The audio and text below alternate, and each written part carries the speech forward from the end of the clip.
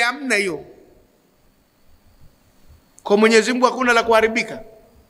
Lililopangwa litatokea kwa wakati uliopangwa na kwa namna iliyopangwa. Hakuna mabadiliko. Na wala Mungu haghairi kwenye hili, keshahidi atalifanya. Inna Allaha la yukhliful miad. Msije mkasema tutasema naye chonde chonde bwana mkubwa kiyama kifute. Hafuti kiyama. Kisha kuwa sehemu ya nguzo za imani. Antu'mina billahi wa malaikatihi wa kutubihi wa bil yawmil akhir wa bil qadari khairihi wa sharrihi billahi ta'ala. Katibu mkuu wa chama tawala, simu kila wakati zinaita. Basi ndio hiyo. Haina neno. Mazingira ya tamia yanaweza kunikuta mimi hulizimilia mbali nikiona ipo tafurani na mnaona lizimilia mbali. Lakini wewe akizima atakosa kurekodi. Inshallah yote khairi. Mwenyezi Mungu asijalie simu hizo ziwe za khairi tu na sisi tupate chochote ukitajirika. Faqim wajhaka lid-dinil qayyim. Basi elekeza mwelekeo wako kwa ajili ya dini imara, min kabla yatia yaumun, kabla haijafika siku la maradda lahu, hakuna cha kuirudisha, min Allahi, kutoka kwa Mwenyezi Mungu. Hiyo siku inatoka kwa Mwenyezi Mungu na hakuna cha kuirudisha. Ingeweza pia kusemwa lakini Mwenyezi Mungu kachagua mtindo huu tu, min qabli an yatia yaumun min Allahi la maradda lahu, kutoka kwa Mwenyezi Mungu na haina cha kuirudisha. Nasema hakuna cha kuirudisha min Allahi, kutoka kwa nani? Kwa Mwenyezi Mungu. Na hiyo ina maana kubwa sana. Ikishatoka kwa Mwenyezi Mungu hakuna cha kuirudisha, labda airudishe yeye mwenyewe Mwenyezi Mungu, na Mwenyezi Mungu hendi kinyume na ahadi yake, na kwa hivyo hata irudisha. Ikitoka imetoka.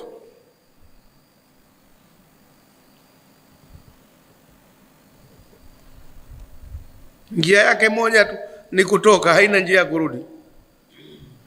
Yauma idhin, siku hiyo, yasaddaun, watapasua vichwa. Yasaddaun, watapasua vichwa. Asili yake ilikuwa yatasaddaun, alafu ndo pakafanywa idgham yasaddaun, watapasua kichwa. Suda ni kupasua kichwa, ndo kile kichwa kuuma, vichwa vyao vitawauma. Siku hizi wanaita pasua kichwa vijana. Wasema yule jamaa kule pasua kichwa bwana. Manake kichwa kina nini? Kinauma. Ndo suda manake nini? Manake kuumwa kichwa. Lakini sema insada aljidaru, ukuta umepasuka, umefanya ufa. Sikule akasema lau anzalna hadha alqur'ana ala jabalin la ra'aytahu, halafu mutasaddian, limepasuka pasuka, limefanya nyufa. Sa yauma idhin yasaddaun, siku hiyo watapasua vichwa.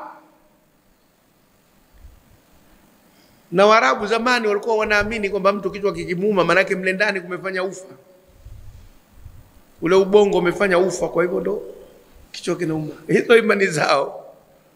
Pasua vichwa, wataumiza vichwa. Kwa sababu gani? Kwa sababu wao hawakuamini kama kiyama kipo. Hilo moja. Na la pili lilofuata, hawakujiandaa basi na hicho kiyama.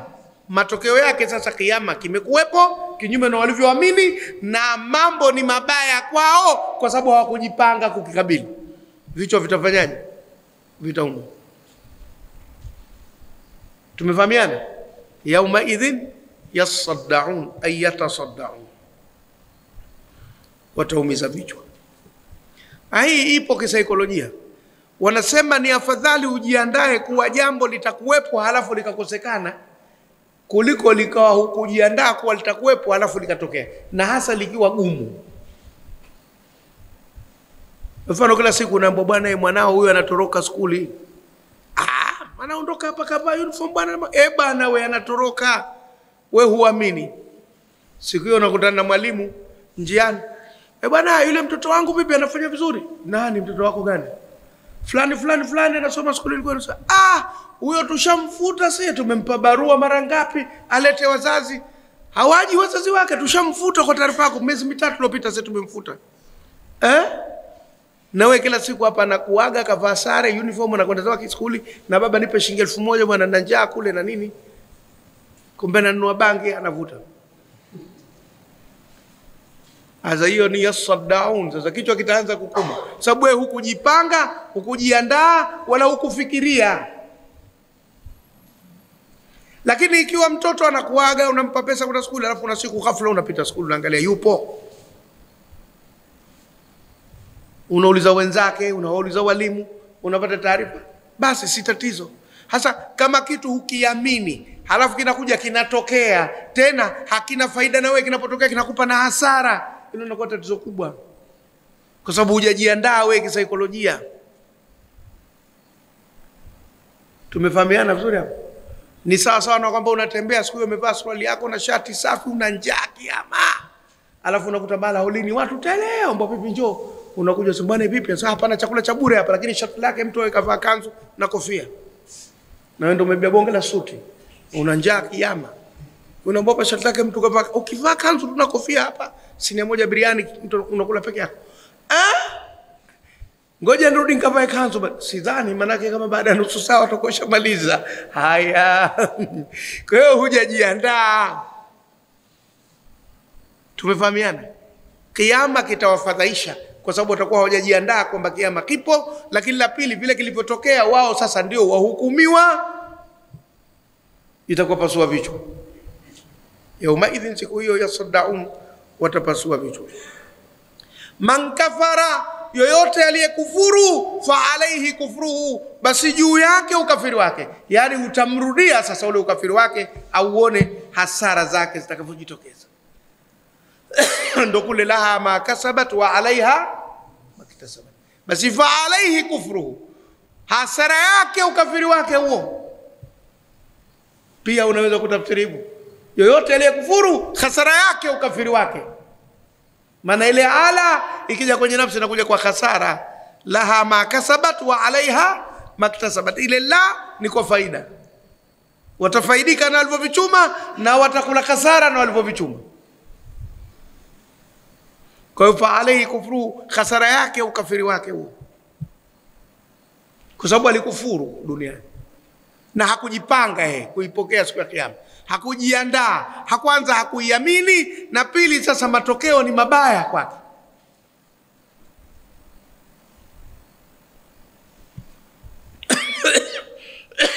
Mwenyezi Mungu atuepushe na watu namna hii. Wa man amila salihan, na yule aliyetenda jema lenye maslahi kwake na kwa wenzake katika dunia hii kama alivyotaka Mwenyezi Mungu, basi watu namna hii fali anfusihim, ni kwa ajili ya nafsi zao wenyewe, yamhaduna, wanajiandalia nafsi zao wenyewe.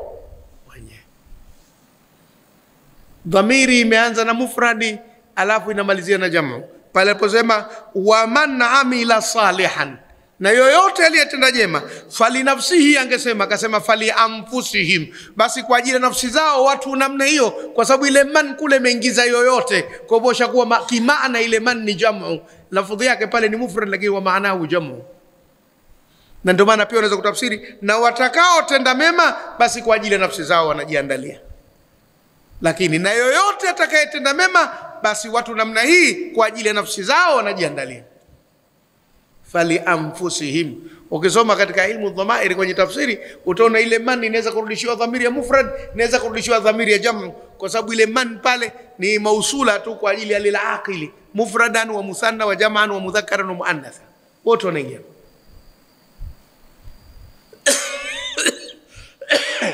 Basi wa man amila salihan, na yoyote atakayetenda jema sasa, fali anfusihim, basi kwa ajili ya nafsi zao watu kama hawa, yamhadun, wanaandaa. Mahdi manake ni maandalizi au tandiko, ubeleko, kile kitu cha kwanza, kama vile unamtandikia mtu akae, ndio mahdi.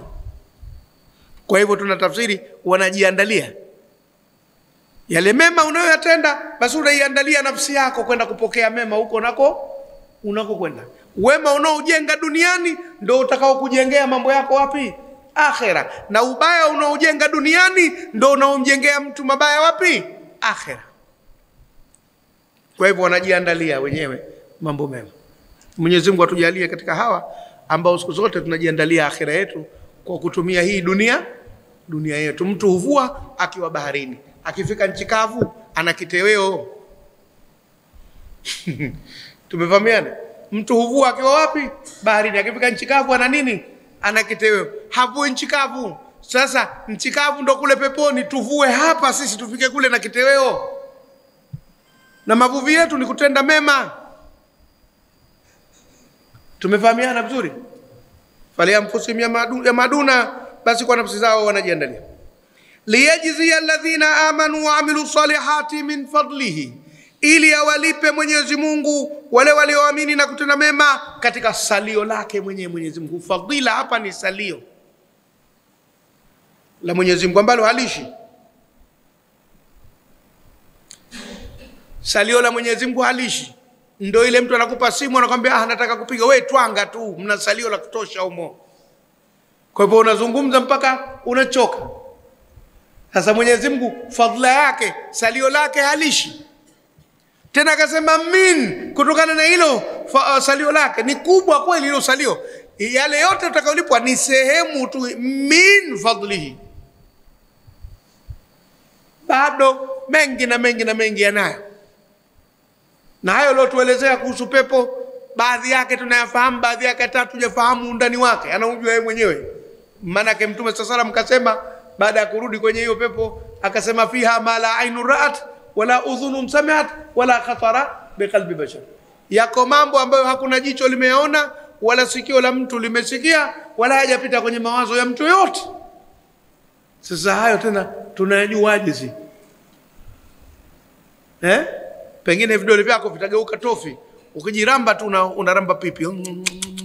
Utakokaza kuramba madole tu. Hatuwezi kujua nini kilichopo huko. Ana jicho halijaona, sikio halijasikia, wala mawazo hayajapita, basi tuyaache tu. Haya yalosemwa tu tuyaseme, yalokuwa hajasemwa tusubiri tukayaone. Yote ni min fadlihi, katika salio lake mwenyewe jalla jalaluhu. Innahu, hakika yeye Mwenyezi Mungu, la yuhibbul kafirina, hawapendi makafiri. Ndio maana akatengeneza pepo kwa ajili ya waumini. Wa uzlifatil jannatu lilmuttaqina ghayra ba'id, hadha ma tu'aduna likulli awabin hafidh, man khashiya arrahmana bilghaybi wa jaa biqalbin munibin idkhuluha bisalam. Kwa hivyo kaiandaa hii pepo. Makafiri hawapendi, kwa hivyo hajawaandalia pepo, kawaandalia kitu kibaya sana. Na kinachomfanya asiwapende ni ile kufuru yao. Hakutaja majina ya watu, kasema kafirina tu.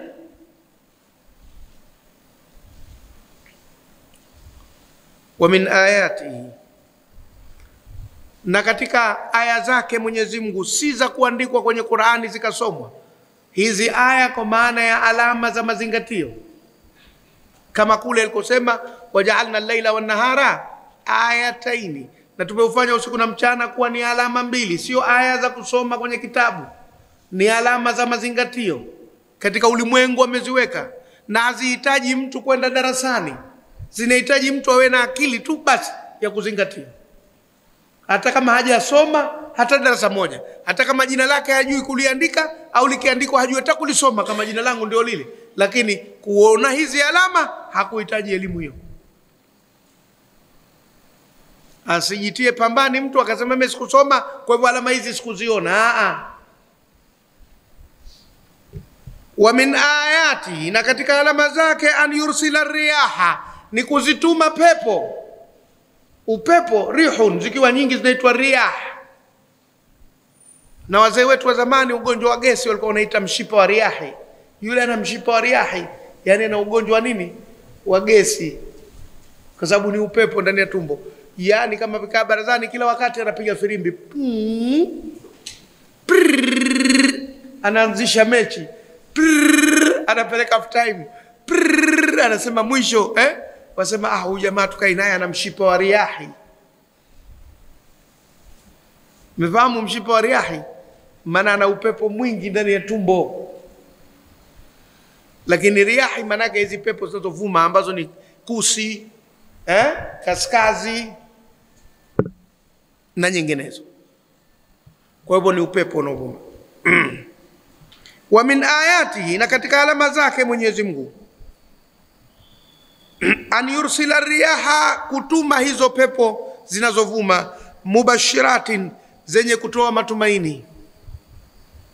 Pepo hizo zinatoa matumaini, zinatoa bishara njema kwa wakulima, wakati mwingine hata kwa wafugaji, kwa wavuvi, kwa watu wanaosafiri usafiri wa baharini, hata wa angani, kwa sababu upepo kwa mambo ya kizamani ndio unaosaidia vyombo vya baharini kutembea.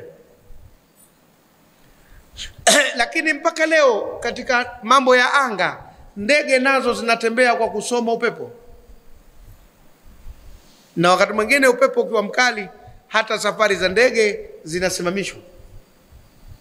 Lakini na mvua nazo vile vile zinaonekana kukamilika kwa njia ya upepo. Kwa hivyo hata wakulima wakiona pepo zinavuma wanaweza kufahamu kwamba majira haya kutakuwa na nini na nini na nini. Kuna ile nyota inaitwa kilimia, wenyewe wakiona kilimia, au mkongwe kule kwingine wanaita kikocha. Ile ikionekana inajulikana sasa kuna mvua zinakuja, sasa watu waanze kupalilia, sasa watu waanze hivi, waanze vile. Kwa hivyo na pepo hali kadhalika zinatoa tafsiri kama hizo. Basi mubashirati waliudhikahum, na ili awaonjeshe min rahmatihi, katika rehema yake Mwenyezi Mungu. Waionje rehema ya Mwenyezi Mungu, tena asema awaonjeshe tu, sio kwamba awape yote. Kwamba upepo unakuja utaleta mvua, mazao yatakuwa mengi, itakuwa hivi, itakuwa hivi, kwa hivyo ni rehema. Awaonjeshe katika rehema yake mwenyewe Mwenyezi Mungu. Walitajri alfulku, na ili vitembee vyombo, biamrihi, kwa amri yake mwenyewe Mwenyezi Mungu. Alfulku inakuja kwa maana ya chombo kimoja, na inakuja kwa maana ya vyombo vingi kwa tamko hilo lo fulku. Sasa kwa sababu hapa panate walitajria, itakuwa fulku ni vyombo. Ingesema waliyajri alfulku, kingekuwa chombo kimoja. Fulku ikiwa moja, kitendo chake kina ye, ikiwa nyingi kitendo chake kina te.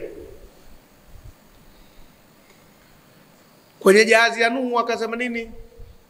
Fil fulkil mashhun. Hata kule kwa Yunus, fil fulkil mashhun fasahama fakana min almudhadin. Fulk mashhun moja tu, hilo jahazi lilokuwa linasheheni. Lakini zikiwa nyingi zinakuwa fulku vile vile, lakini tajri. Basi walitajri alfulku, na ili vitembee vyombo, biamrihi, kwa amri yake mwenyewe Mwenyezi Mungu, kwa sababu ya hizo pepo. Walitabtaghu min fadlihi, na ili mtafute katika fadhila zake, salio lake Mwenyezi Mungu katika hii dunia, kwa sababu kusafiri kwa angani na baharini ndo kunakosababisha biashara nyingi ziwe nyepesi. Kwa sababu kawaida hakuna jamii inayojitosheleza kwa mazao yote na kwa bidhaa zote. Lazima bidhaa nyingine na mazao mengine mtahitaji atoke upande mwingine. Kwa hivyo sehemu kubwa ya bidhaa hizo zinasafirishwa kupitia vyombo, na hasa kwa kuvuka maji. Mpaka leo utaona bandari inafanya kazi zaidi ya makontena kuliko uwanja wa ndege. Dunia nzima kwenda airport ukasema ukakute makontena labda yanaoletwa kwa ndege yatakuwa kidogo sana kama yanaletwa hapa kwetu. Sijui kama kuna kontena linaletwa kwa ndege, maana ndege inayobeba kontena sio mchezo. Ziko ndege zinabeba makontena, lakini nazo hizo ndege ni ndege hasa za kweli, na alafu zinahitaji uwanja wa ndege wa maana kutua. Lakini meli inabeba kontena. Kwa hivyo inaonekana bahari inavusha zaidi bidhaa kuliko anga. Walitabtaghu min fadlihi, na ili mtafute katika fadhila zake kwenye hii dunia kwa kusafiri na kusafirisha. Wengine wasafiri kwa ajili ya kazi, wengine wasafirisha mizigo, na wengine kusoma. La'allakum tashkurun, na ili mpate kushukuru, mtoe shukurani kwa ajili ya haya yote ambayo Mwenyezi Mungu ameyawezesha. Hili ni la kiibada, Wanadamu wanafaidika na bahari, wanafaidika na mito, wanafaidika na anga. Fadhila zake Mwenyezi Mungu wanazipata. Lakini kwenye kushukuru, wa qalilun min ibadiya shakur. La in shakartum la azidannakum wa la in kafartum inna adhabi la shadid. Kwenye shukrani tunapungua, kwenye kufaidika tunakuwa wengi. Ndivyo ilivyo hasa. Hata katika kufundisha, mwalimu anafundisha wanafunzi wengi sana, iwe wa misikitini hata wa darasa, shule, madrasa, lakini wanaokuja wakamshukuru mwalimu wanakuwa wangapi? Kidogo sana. Hata kule kumheshimu wengine ni wachache wanaomheshimu kuliko ambao wanamuona tu wa kawaida tu. Ndivyo hivyo. Na ukikasirika katika hili utashindwa kufanya kazi. Hata watoto wetu, kuna watoto wetu hawajui kushukuru. Hawajui kabisa. Unamfanyia jambo atakwambia asante, anashindwa mpaka unaambia wewe mtoto wewe, hujui hata kusema asante. Tunao bwana. Na inategemea jinsi alivyolelewa na alivyokulia katika hayo maeneo. Kuna maeneo hawajui kusema shukrani kabisa. Kwa hivyo anaona la kawaida tu. Wewe anaweza kuambia, anakuomba umtumie kiasi fulani cha fedha, basi unamtumia mpaka kishaingia, kisha kwenda kishatoa. Hakujibu hivyo, baba nimepata mzigo asante. Anakwenda na mambo yake tu. Mimi naye mmoja wa hivyo. Mgumu kweli kusema asante. Na sasa yuko chuo kikuu. Naambia ukimaliza degree yako ya kwanza nitakuja kupiga mikwaju tu kwa sababu hujui kusema asante. Pumbavu wewe. Yuko hivyo. Na unamsaidia kwa shida zake zote mpaka ashamaliza, unampigia wewe tena simu, vipi ile jambo tayari tushamaliza, basi umeshindwa kunijulisha kwamba umefanikisha, unashukuru. Na inategemea na mama naye, mama gani, unajua? Kwa sababu watoto tabia za kitoto wanachukua zaidi kutoka kwa mama. Kama kakaa zaidi na mama yake na mama yake ndivyo alivyo hivyo, hajui kusema asante, kunakuwa na tatizo. Na litakuja kumletea tabu tena huko mbele na kukwenda na maisha yake. Kwa sababu kutakuwa na wakubwa, kutakuwa na mabosi, kutakuwa na watu waliofanya kazi nao. Watamuona si mja wa shukrani. Hivi lazima kukaza kamba.